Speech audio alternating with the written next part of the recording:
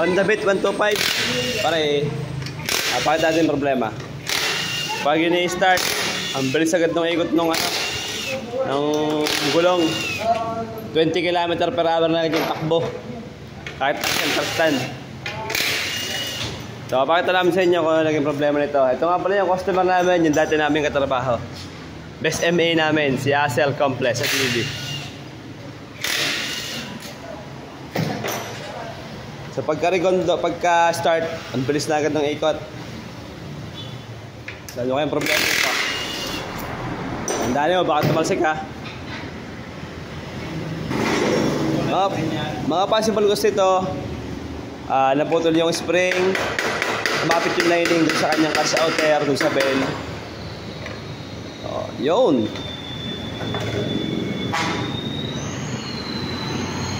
Yun. Bumapo yung belt. Hindi pala stock yan. Hindi na stock. Ang ano? So hindi lining, maliit tayo ng hula kasi hindi pa naman nabubuksan ano. Yun. Naging problema oh. Anong brand to? Pati pakita ko anong brand. Ayan oh. Anong brand yan? Nakaangat na agad, hindi pa binibirit oh. Yan yun. Napakaangas. Saan na tayo? Napakaangas. Sun Racing ano? Saan pakabit yan? Shout out. Okay, nakita na agad ng problema. Umangat. Bukse.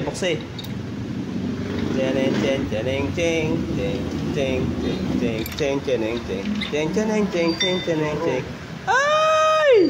Anyari! Oh, busong bola oh. Ito nangyari sa bola oh. Ah, grabe oh. Saan? Baka naman. Hello. Oh, ay.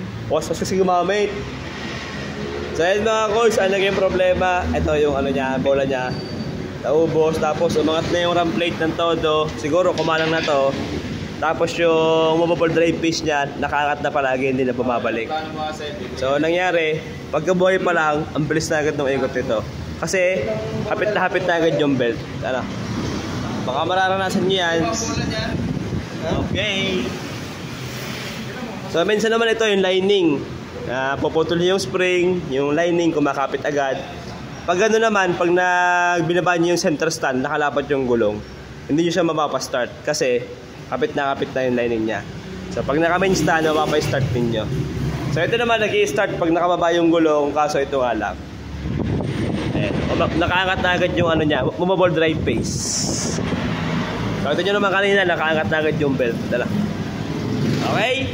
Yan lang mga boys. Yung bit ni, bit 125 ni Best MA. Ha?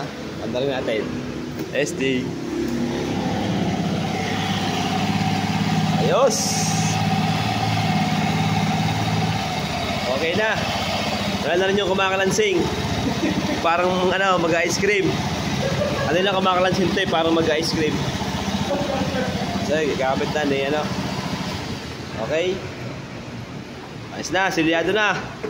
Problem solved. Ano mga sabi mo ba siya may? Solid.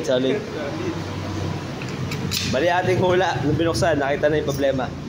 So yung bola lang, nagpira-piraso na. Kumalang na dun sa kanyang movable drive pace. Kaya naka-stack siya, lagi siya, hindi siya bumabalik.